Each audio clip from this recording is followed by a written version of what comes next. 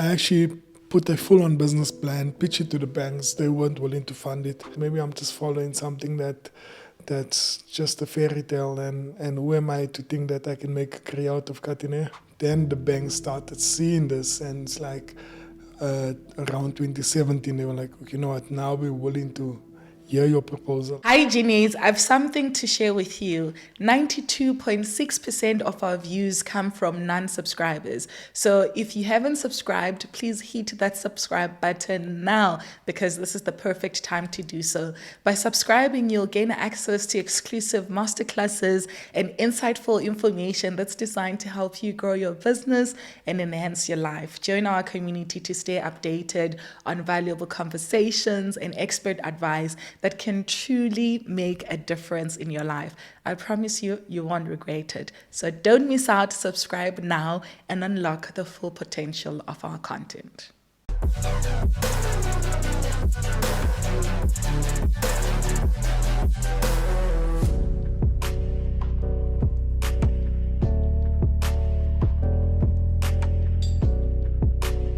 Welcome back to Access Genie, the podcast that opens doors to success in the world of entrepreneurship.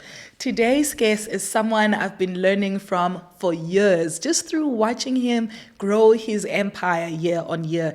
If you're someone who wants to build a business and scale it in Africa, this episode is for you. And if you're someone who just wants to learn how to launch your business and learn from failure and even let self-doubt motivate you, this conversation is what you need right now. And if you're someone that wants to build a franchise service business model, this episode is for you because we're going to help you start and grow your business from scratch. Today's guest is Sheldon Tatchell. He is the founder of multi-award-winning men's grooming brand Legends Barber. He grew up in a poverty-stricken Eldorado Park in Johannesburg, but he's built his empire cutting hair. Legends Barber is across 70 stores across South Africa. They're also in Botswana, Zambia, and Lesotho, and he employs over 600 people. Welcome to Access Genie. Thank you very much for having me on the show. Thank you so much for coming. I just want to jump straight into it in this conversation. You started cutting hair when you were just 14 years old, and Legends Barber started on the sidewalk in Eldorado Park. Yes. Cutting hair with just your chair, a pair of clippers, and a sound system to entertain your clients right there. And everything was going well, and you were growing and building, and you built your first store. And then in 2011, you got married. Yeah. You went away for your honeymoon. And then when you came back, store closed. Store closed. And you had left it in the hands of your business partner. Can you take me back to that moment of coming back and seeing this baby that you had built just shut down? That particular moment was one of the most, I think you get some upside and you get some downside. And that was really the downside of what I envisioned to be a dream, envisioned to be something that's going to change how we look at barbers moving forward. And unfortunately, that happened to me, and I wasn't in a position to recover. So standing in front of those closed doors, realizing that I've lost everything from the store because the landlord took over the store, the money that was taken from my partner back then, the barbers that has lost trust in myself and the business.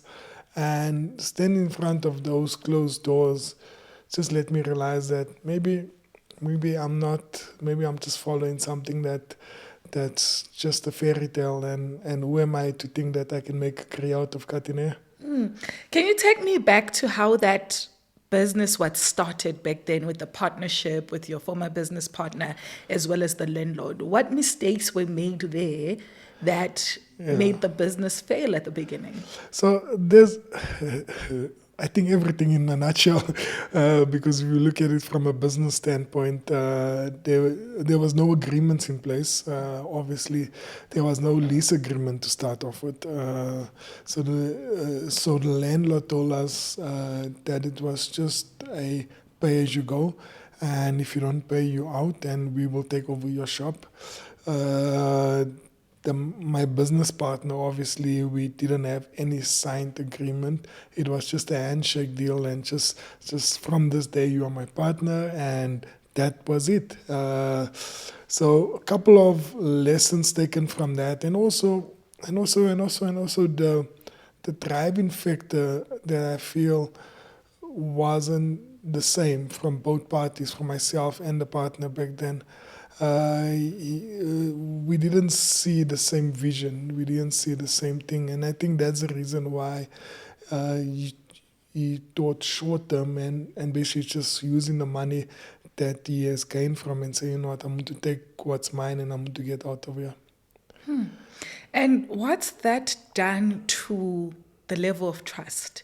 Because I know I've heard so many horror stories from founders who start businesses with co-founders and it ends badly. Yeah. What's that done to the level of trusting people that you go into business with? It's been something that I had to personally get over and recover from, a way that has put me in a space where, because obviously if you think about it, going into partners with someone and realizing that they don't see the same vision as you, it puts you in a place where you are able to just think, you know what, maybe it's just maybe this person is in it for the wrong reasons, and maybe everything that I'm going to do moving forward is going to be different. You understand? So you start being a bit cautious, you start handling things a bit more carefully, and I think and I think till this day, so many people that wanted to partner with Legends, like particularly the business itself, and I refused it outright, particularly because of that experience. Yeah. And till this day, I'm still 100% shareholder. If you were to take me back to that moment, what did that do to your mental health? Because I imagine that you were on your all-time high. You just gotten married. It's supposed to be living in your best life in that moment. And you come home to such devastation. It really affected me. I mean, it was one of those moments where you like, I think that's it. You understand? I think I'm just going to leave barbering right there and then. I think I'm just going to just cut my losses and just take it from there. And kudos to my wife as well, because she has helped me through the whole process. She's been my person that I can talk to in times of need, and I think that is really important, to have somebody by your side that will just say, you know what, everything is going to be okay, don't stress about it, we'll work things out together. And that's exactly the type of circles that you want to be around. People that's encouraging you, people that's talking positivity in you. And I mean, like, it's one of those lessons, but I thank God for that particular lesson.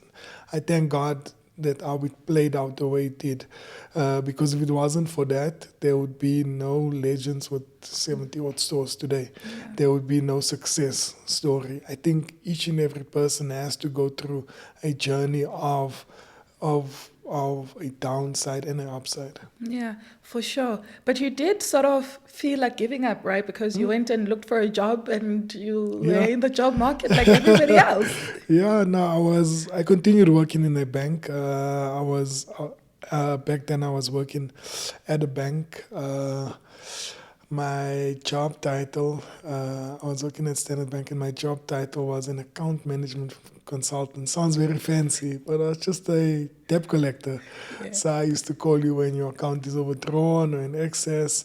And it was a job that never gave me any fulfillment. It was a job that I just used as a stepping stone towards what I'm preparing myself for. And that was exactly what it was. Just looking back at everything that happened during that space, it was a preparation for a comeback. Yeah.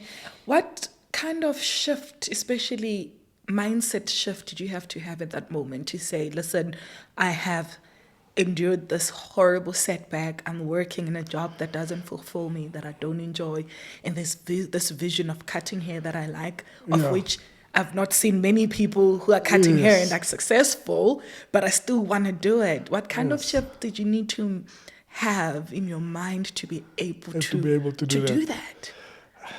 I think there is a mental shift as well, but obviously something that also gains, that gives you confidence is when people start believing in you. And I've had a lot of people that would still call me and still say, when are you coming back? When are you getting back into the barbering game? I still need a haircut, you understand?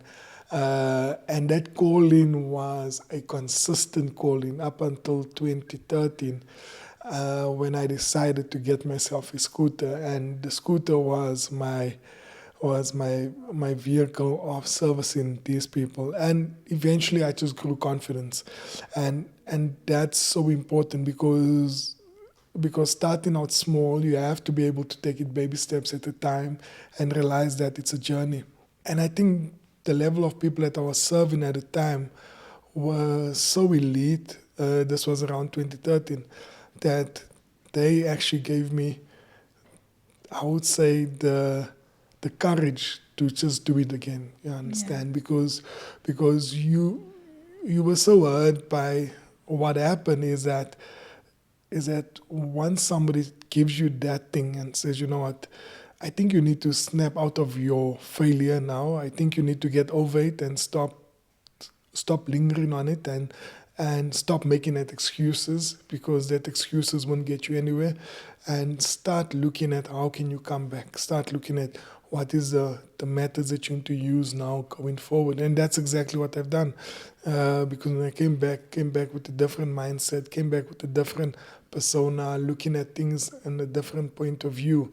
And once that started to happen, now you see things start happening from a different standpoint. Yeah. And I think it's so important. Yeah, very, very critical. Talking about that scooter in 2013, I know Yes. that you'd go to your clients using the scooter to go service Yes. them, and then one day load shedding hit. You're Yes. trying to service a client, and Yes. now you Yes. just couldn't. Yes. And Yes. a light bulb moment happened for you Yes. at that moment, and you were like, we need to have a big car and have Yes. a mobile service for us to be able to do that. Yeah. So how have you then transitioned from just having that mobile service Yeah. to then getting into the retail stores Yeah. again? Yeah, no, it's crazy. It's crazy.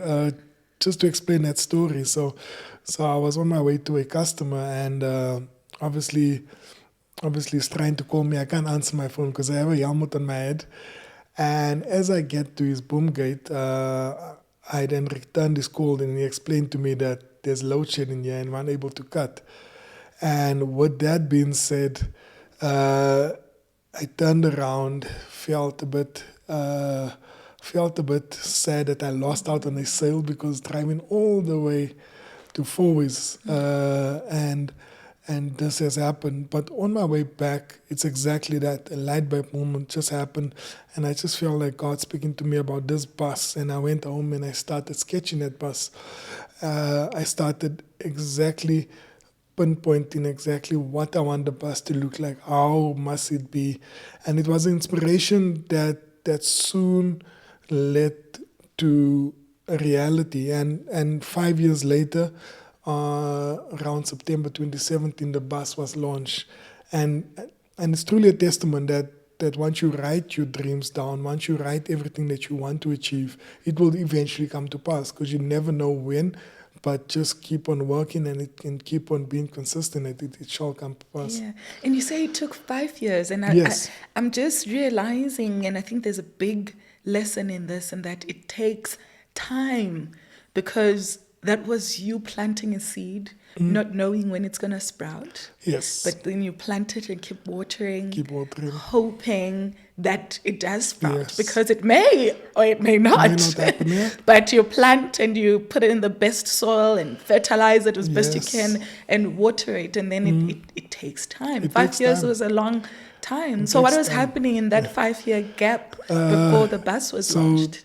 So once I started drawing it, and I started showing it to my customers, and then so while I'm busy going out to them, I'm pitching the idea to them. I'm like, you know what, this is the bus, this is how it's going to look like, fully generated. It has everything that you need on the inside, and I explain to them what the business model of the bus and everything.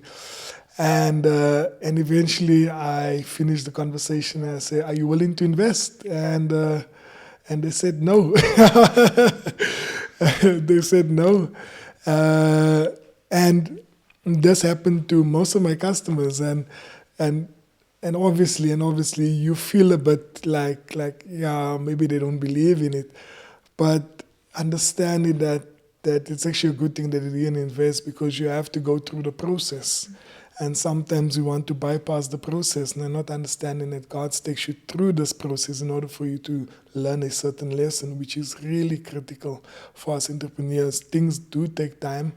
Doesn't happen overnight.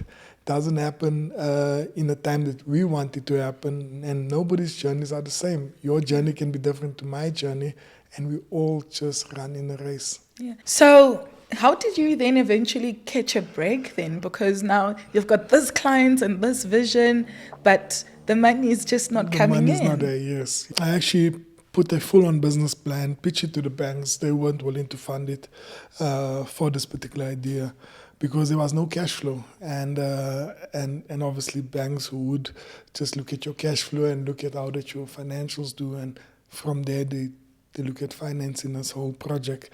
I'd done everything in terms of the cost analysis, but nobody was willing to look at it up until the business started operating. And the following year, 2014, when we launched our first store in Eldorado Park, and the business started gaining momentum, and we started seeing some turnovers and there's a cash flow, and now we're putting things into perspective. Then the bank started seeing this, and it's like around 2017, they were like, "Okay, you know what, now we're willing to hear your proposal out, because of you have financials to back it." Yeah. And that's also a big lesson in start where you are.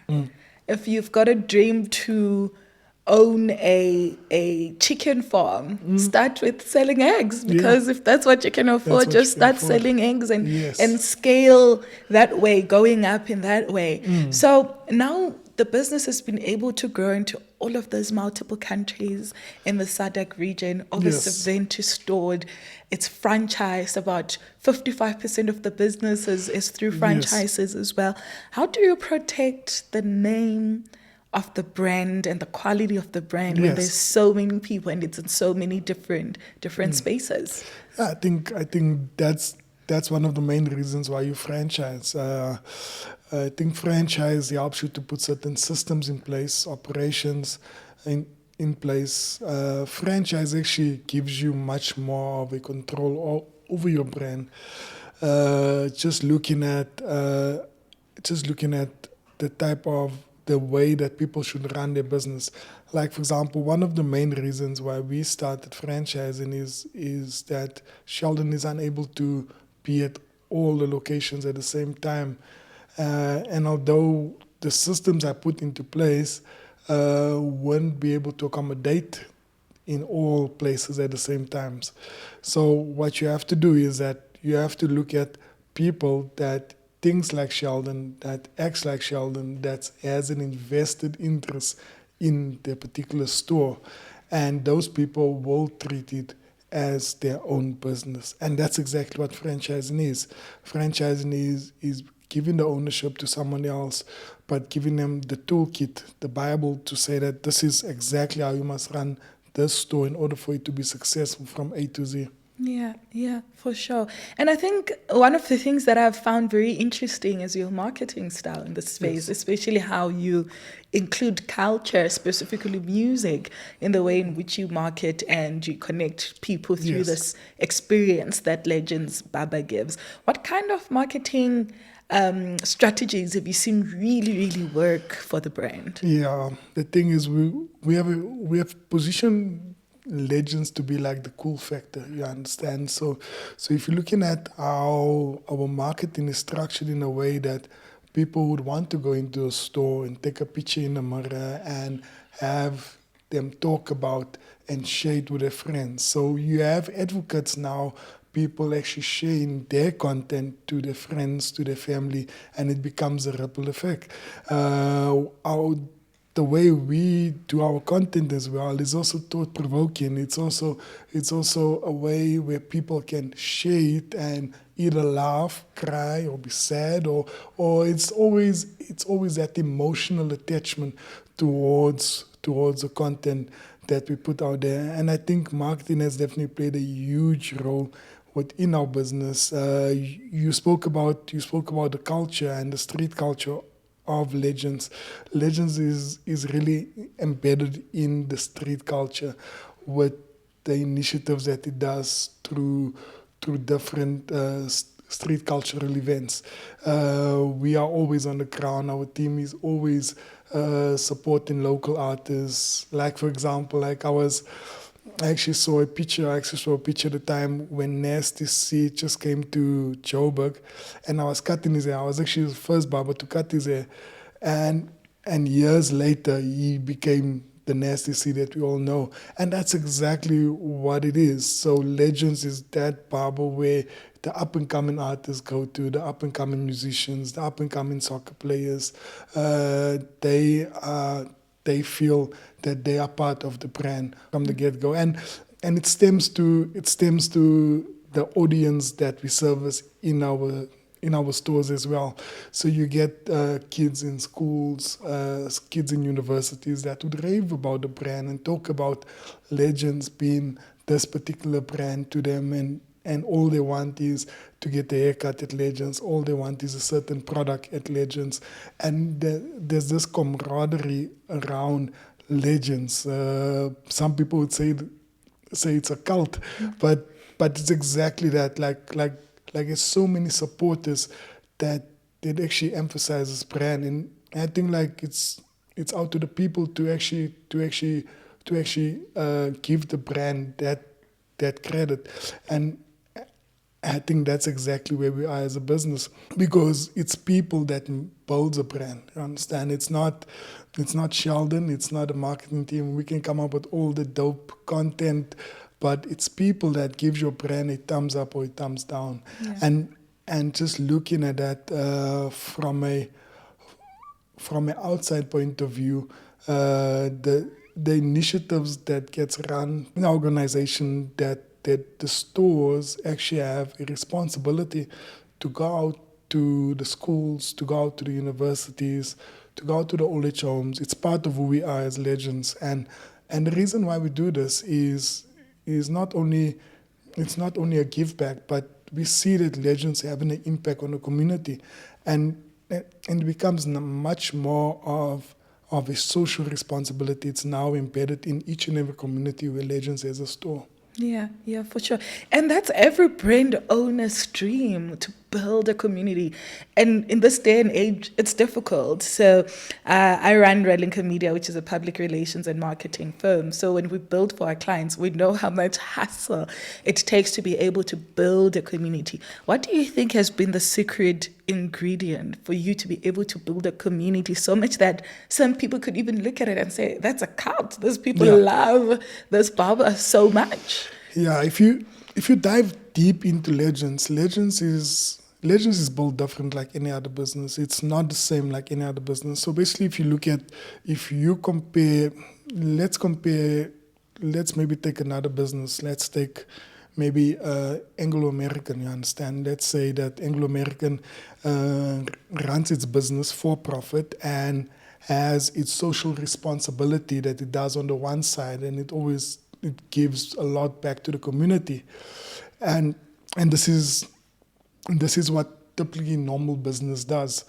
Whereas if you look at Legends is embedded. So if you look at it from a social point of view, so that two circles is basically all in one. And the reason I say so is that the social side of our business is who we are automatically, by default, because we set up training schools in every community where we open shops.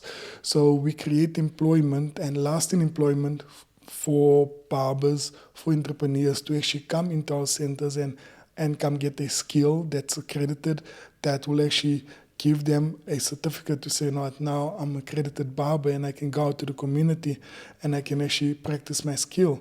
And them being part of the organization, so you get this happening. They go into the store, and from the store, they go out in the communities again, and they go out and go do social responsibility.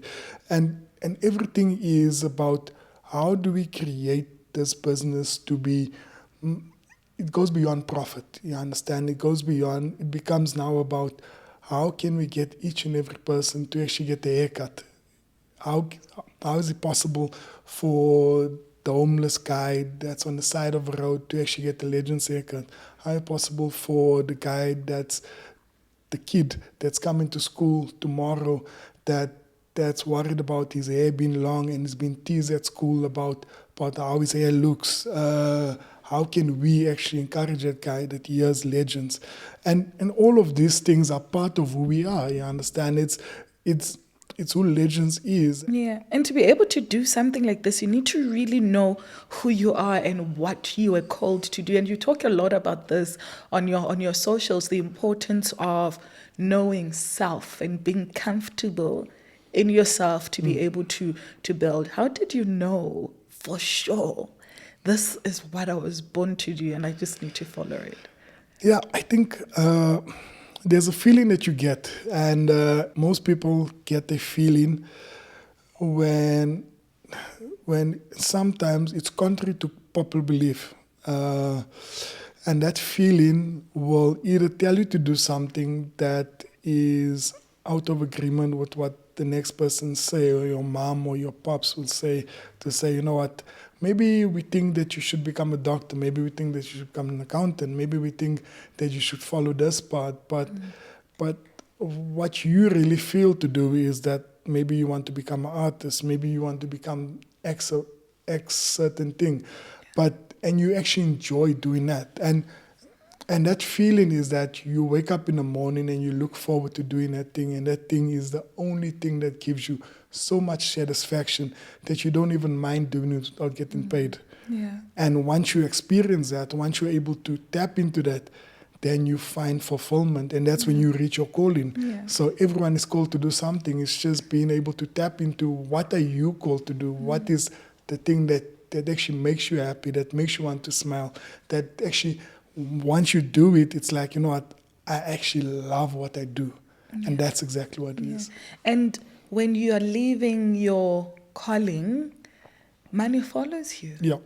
And I think that's one thing that we need to always make clear. And at the beginning, living in your truth and in your calling is hard. Anything that's worth doing is difficult. But then once everything falls into place, then you are able to do exactly that. Yeah. How do you think growing up in Eldos influenced your thinking and the kind of entrepreneur you are? A lot. And the reason I say so is that, back then, growing up, I never thought I would be an entrepreneur. I was a hustler, to say the least. So I was the guy that used to go out and go and hustle on different methods of things. I used to sell sweets. I used to sell ice cream. I was that kid that was always looking for a way to do certain things.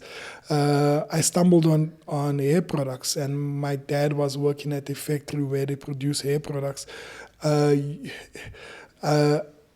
And he brought some hair products home, and I took it to a local salon, and basically just had a verbal agreement with them to say that if they're willing to take on these products, and if they like the products, they can pay me at the end of the month. But if they don't like it, I can just come pick it up. And just thinking at the age of 13, 14 years old, these are the type of initiatives that you're doing just to be able to be smart, and it's a way that just to be able to do certain things, to be proactive, because living in poverty is not the easiest thing, you understand? You always have to be creative in terms of how you want to make funds. And that's how I stumbled on cutting hair. And it was one of the things where I'm like, you know what, I actually love this. But the question was always, can you make a career out of cutting hair? And I used to give haircuts out. I used to charge like maybe $10, and that was my my revenue stream from a very young age, being able to sell my time in terms of being able to sell products like I used to. And that was how I built on this thing that I love. Eldorado Park has definitely played a big role in terms of my journey, the lessons that I'm able to learn, adapt, and it's always good to know that you are a kid from Eldorado Park that has not only impacted so many lives, but actually the community where you come from. People actually look up to you, and that's so amazing just to find out that these are the type of things that keeps me going each and every day. So while I have Sheldon here, I want to make sure that you get access to everything he knows about franchising and building a business. So now we're going to jump into a masterclass with Sheldon. So make sure you stay tuned. This is going to help you. So Sheldon, you've said a lot of times that the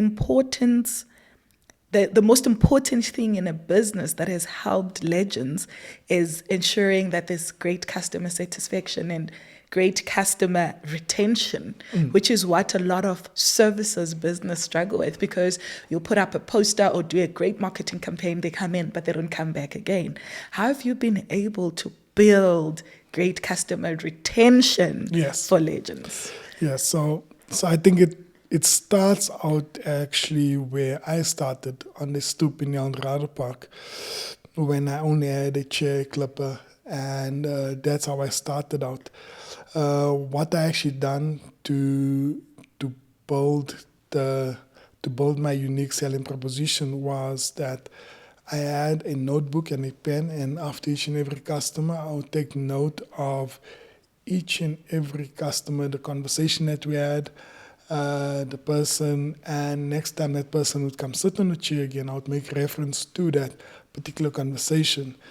And using that particular lesson actually drove me into creating systems that's in our store right now, that where it goes beyond just the haircut. It goes now towards the type of systems that you are able to train your barbers with, how they communicate with your customers, how they're able to build that relationship with them. And it's so vital that you're able to portray that relationship element onto the customer, where they feel an attachment towards the brand and not only towards the haircut. Because now one thing that we've seen is that customers would get their haircut at any barber, so they sometimes don't mind because they all come from the same training center, but much more about the relationship element. And this is exactly how our systems are tied in. So it doesn't matter where you go to, it doesn't matter if you're cutting your hair in Cape Town or if you're cutting your hair in Joburg, you're in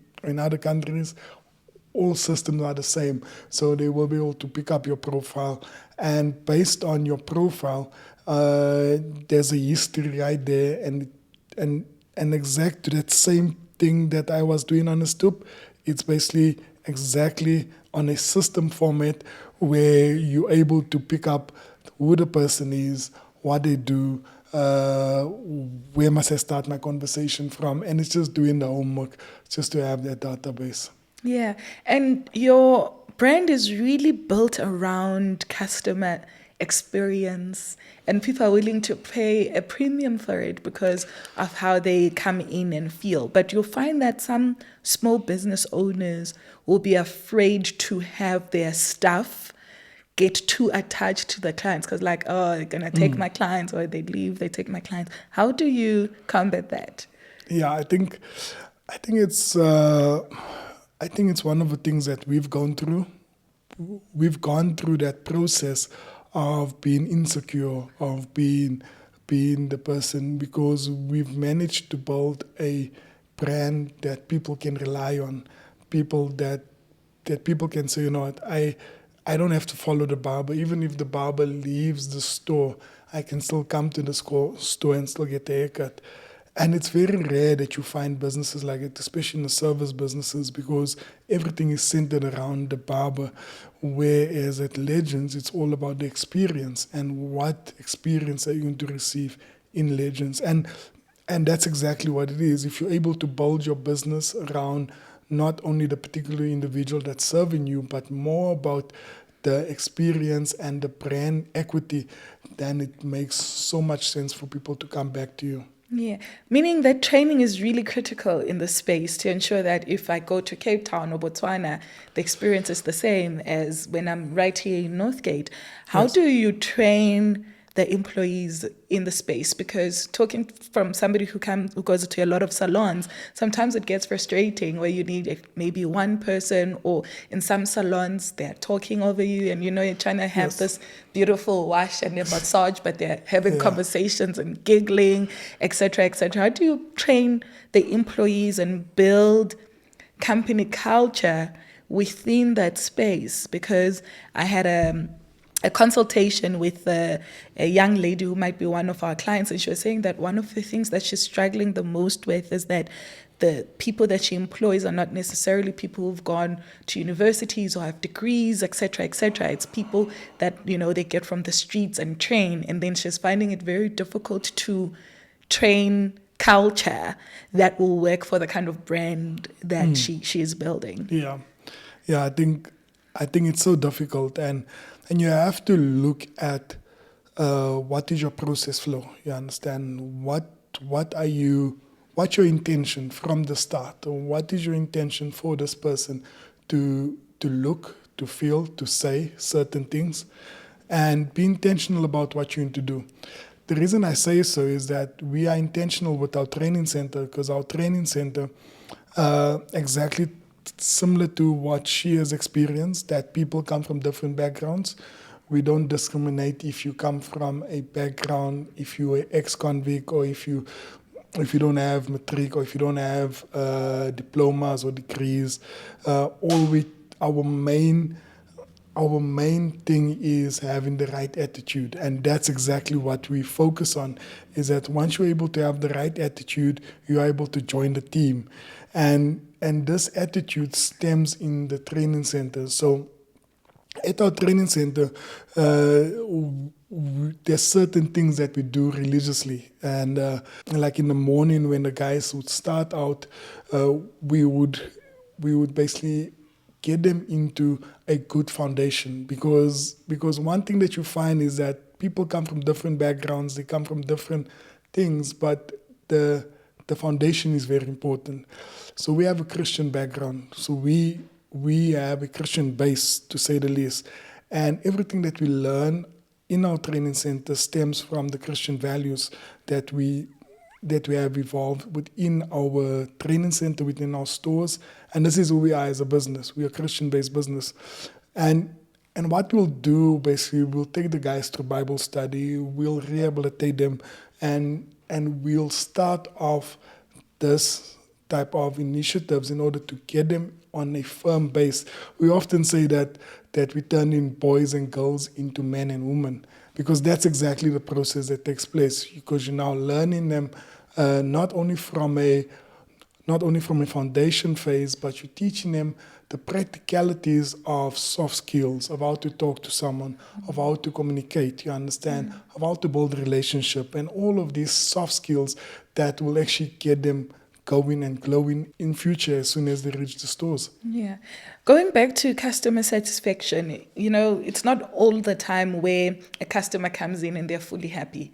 Complaints happen, How do you handle complaints to ensure that even that person who wasn't happy still comes back into the business? Complaints is basically what you want as a business. And the reason I say so, because everything is not always going rosy, you understand? You're dealing with people, and those type of complaints is your biggest learnings. So you can use those complaints as learnings of where you need to adjust, where you need to rectify, and how do you move forward from that. The problem is that as an entrepreneur, sometimes we become so blinded thinking that thinking that we don't make mistakes, thinking that our business is all perfect, but it's not the case. You actually say thank you for those mistakes, thank you for those learnings, because the worst customer that you want is the customer that don't complain and go tell the rest of his family about your business. And he is the one that will tell 10 people, and that 10 people will tell the next 10 to 20 people, and it's a continual ripple effect based on that one customer experience. So you definitely want those complaints, and it helps you grow. It helps you to become the business that you intend to be one day. And that's exactly what you want. So where to from here? You guys are already growing so fast in all of those different countries. What's in store for us? Yeah, so I think there's many things that's happening in our business, and everything that's surrounding our customer, which is critical. We have to evolve as a business as our customer evolves. We spoke about earlier about men being able to take care of themselves, not only from a haircut point of view, but also looking at skincare, looking at nails, looking at how can Legends introduce these type of services much more into all our stores. And that's exactly the type of experience that we will want in our store, being able to service customers and make it as a one-stop shop. So that's one of our biggest plans, but looking at the customer need, looking at what the customer really wants, because they are our biggest voice, and they will be able to tell us where to change, what to invent, and based on the need, we are able to evolve and create something that's amazing for our customers. It's amazing. So when we end this podcast, we like to play what we call Fast Five. I give you 5 questions that you can answer in one word or a phrase or a sentence at most. Are you ready? Yes. There you go, do it. All right. 1, if you were to give a historical figure a haircut, who would you choose? A historical figure would be Haile Selassie. He's the emperor of Ethiopia, and I think his journey has been truly incredible based on what he has been able to achieve. He's one of the only, Ethiopia is one of the only countries in Africa that hasn't been colonized, and it will be interesting just to find out what took place the time when they went at war and how they overcame that war. Yeah, that's so beautiful. And if you were to take somebody else's profession for a day, what profession would you choose? I think I'll actually sit in your seat You'll and ask questions. That's